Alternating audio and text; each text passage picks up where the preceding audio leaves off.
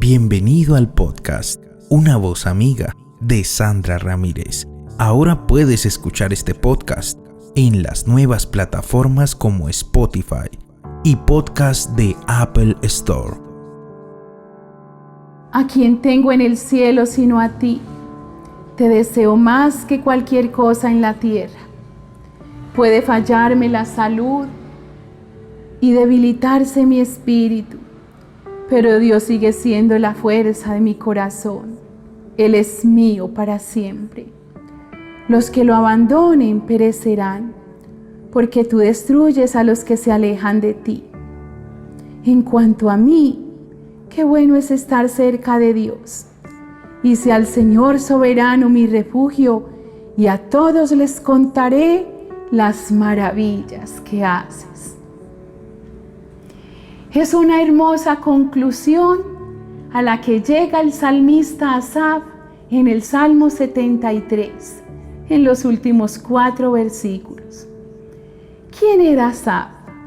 Asaf era uno de los músicos principales, nombrado por el rey David para presidir sobre el coro del santuario. Era un levita, era un hombre fiel, obediente a la ley de Dios, pero que no estaba disfrutando de la bondad de Dios, que estuvo a punto de resbalar del cimiento de su fe cuando escribió este salmo. ¿Por qué? Porque al igual que muchas personas, él tenía una lucha interior, una pregunta. Y la pregunta era tratar de entender por qué los malvados prosperaban. Y él dijo, pero qué tarea tan difícil.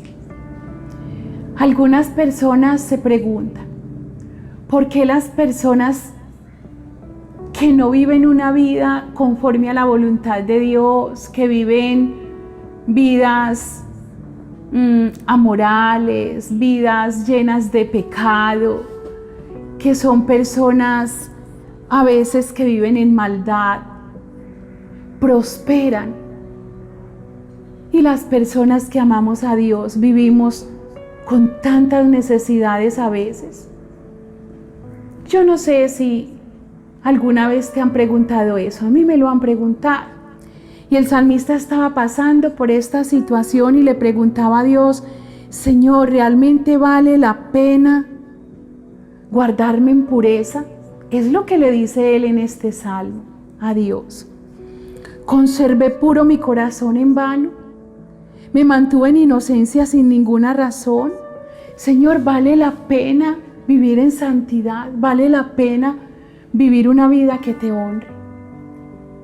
El salmista estaba pasando por un momento donde su fe estaba siendo afectada al ver que él tenía problemas y situaciones que el salmo no muestra que eran, y que él veía que otras personas que no amaban a Dios eran prósperos, pero él no. Muchas veces buscamos al Señor con el deseo de que Él supla las necesidades materiales que tenemos en esta tierra. Y estamos más interesados en las cosas que Dios nos da que en Dios mismo.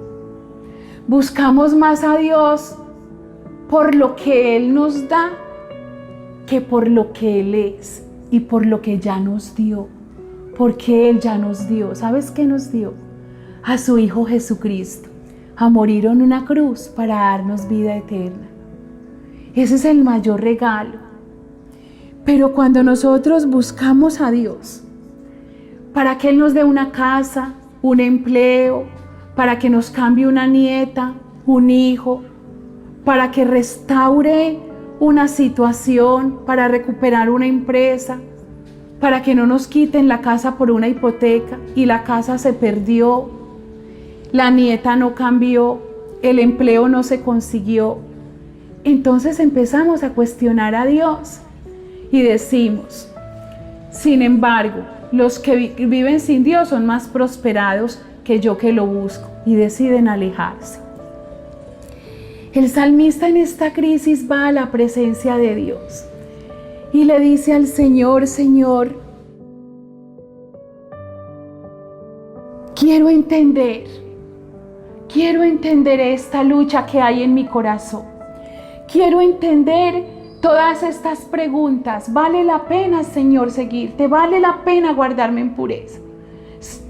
Señor, ¿por qué ellos prosperan y yo no? Y en el santuario, en la presencia de Dios, en oración, Dios le permite entender a Asaf lo que estaba pasando.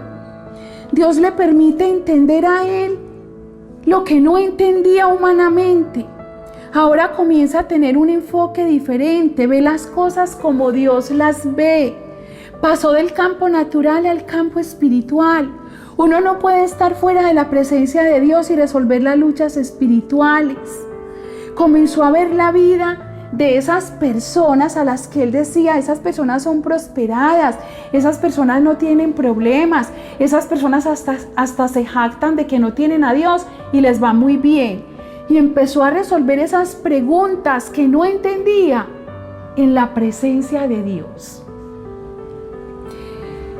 Y cae en cuenta de la necedad y de la ignorancia que había en su corazón cuando empezó a preguntarse por qué los malos prosperaban y por qué él tenía tantos problemas.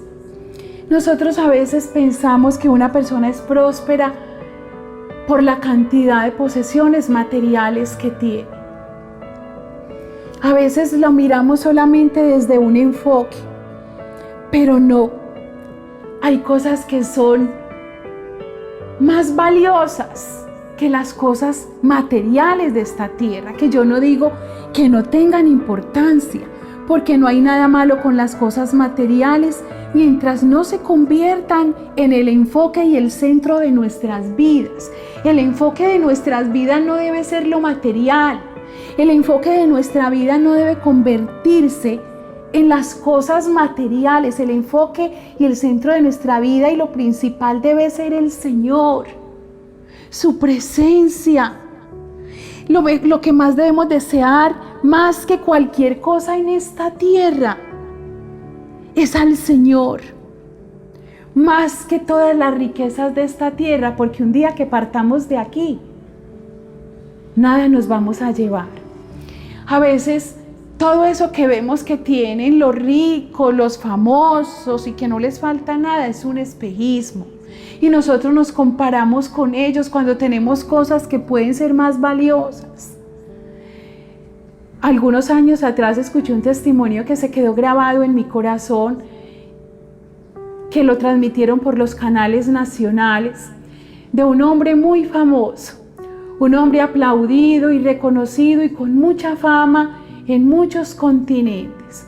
Y te estoy hablando del fallecido Nelson Ned, un hombre que él testificaba que tenía una mansión de miles y miles de millones de dólares, pero que esa mansión era la antesala del infierno. Así lo expresó con esas palabras. Y él decía: yo era un éxito en el mundo, pero un fracaso dentro de mi hogar. Él decía: yo tenía una pared llena de discos de oro y de platino. Era un éxito, pero era un fracaso dentro de mí mismo, porque para llenar mis vacíos tenía que drogarme. Llenaba mis vacíos con sexo, con droga. Los aplausos para él lo llenaban, la fama, las riquezas. Y decía, trataba de llenar esos vacíos, pero cuando conoció al Señor, cuando vio y experimentó lo que era conocer al Señor, su palabra, su presencia, él dijo: es lo mejor que yo pude tener, es lo mejor, ahora soy feliz, ahora tengo paz, ahora tengo gozo, expresaba él. El salmista, en la presencia de Dios, empieza a entender muchas cosas, y Dios le dice a él que esas personas que están apartadas de Dios y que viven una vida desenfrenada en maldad, en perversidad y en pecado, un día van a recoger las consecuencias de sus actos. Porque todo lo que hagamos, un día vamos a recoger el fruto de lo que hagamos. El Señor empieza a mostrarle a él y a decirle: en verdad los pones en un camino resbaladizo y haces que se deslicen por el precipicio hacia su ruina. Esas personas un día van a recoger el fruto de las decisiones y de sus propios actos. No podemos medir la felicidad de una persona por lo que vemos. A veces vemos fama, aplausos, dinero, pero eso es un espejismo. Eso no es suficiente, eso no lo es todo. Y el salmista va a la presencia del Señor y le dice: Señor, ¿a quién tengo en el cielo sino a ti? Cuando las cosas le fueron mal, cuando él tenía problemas, cuando realmente llegó a lo último, cuando no sabía dónde ir o a quién acudir, cuando necesitaba consuelo, fuerza y seguridad y algo a que aferrarse, encontró que no hay nadie aparte de Dios. Aparte de Dios no hay nadie. Y por eso él dice: ¿a quién tengo en el cielo sino a ti? Te deseo más que cualquier cosa en la tierra. Tú deseas a Dios más que cualquier cosa en la tierra. ¿Qué es lo que tú más deseas en esta tierra? Asaf dijo: si yo tengo a Dios, yo lo tengo todo. Puede que no tenga un palacio, pero tengo un hogar. Puede que no tenga fama, puede que no tenga mucho dinero, pero tengo la paz y el gozo que da estar en la presencia de Dios. Él dice: puede fallarme la salud y debilitarse mi espíritu, pero Dios sigue siendo la fuerza de mi corazón. Él es mío para siempre. Muchos, cuando ven que Dios no les responde y que perdieron la casa, que perdieron sus posesiones, que las expectativas que los trajo a Dios no se cumplieron, abandonan al Señor. Pero la palabra de Dios dice: el que retrocediere no agradará a mi alma, dice el Señor. Y el salmista termina diciendo: los que lo abandonen perecerán, porque tú destruyes a los que se alejan de ti.